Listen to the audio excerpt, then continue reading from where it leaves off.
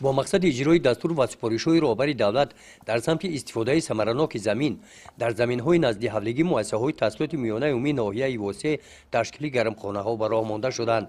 این گرمخانه در مؤسسه تحصیلات میانه عمومی رقم 5 در مساحت 1 ساتق زمین همین سال ساخته شده است.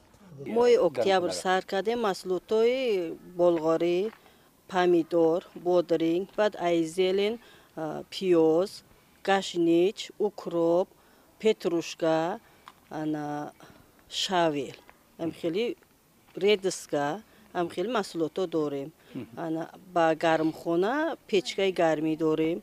علاوهش میبونیم شبانه روزی خشرو تامین کده نگوبین کدیستیم.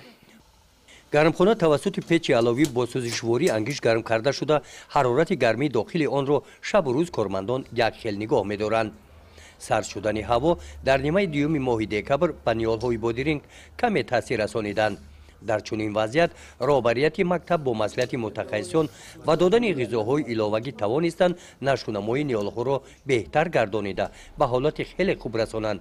بعد انجام چنین تدبیرها اکنون نیال‌ها غرق گل هستند. در گرمخانه که پرورش نیال‌های پامیدور و قلمفور برآمده شدند از روی مشاهده نهال پامیدور نظر به قلمفور بهتر سبزیده در حال حاصلبندی میباشند. وقت هر روز هم جداییم شبانه روز گفته گفت که نگاه بین میکنیم مهنت صرف میکنیم هم مهنت کنی میشود. یکی از منبع‌های از بین بردن حاصل در گرمخانه‌ها این حشرات‌ها هستند. آموزگاران که نفران تازه‌کار هستند و ترغیبگری زیبایی برای پیشگیری تلفات حاصل با چنین اصول ورقه‌های قپنده حشرات‌های ضرررسان را نابود می‌سازند. استفاده برای گرمخانه را در مؤسسه تحصیلات میانه عمومی رقم 4 باشد سال دوم استفاده می‌برند.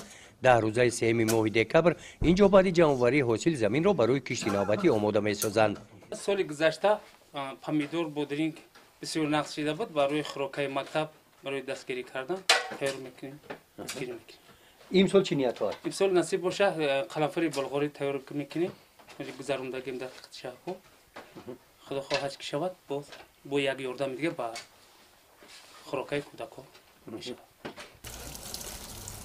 این نوبت آموزگاران مقصد دارند که در زمین گرمخانه قلمفوری بلغاری کش نمایند. نیال‌های در چنین قوطیچه‌ها پرورش یافته روزهای نزدیک به زمین کوچانیده میشوند.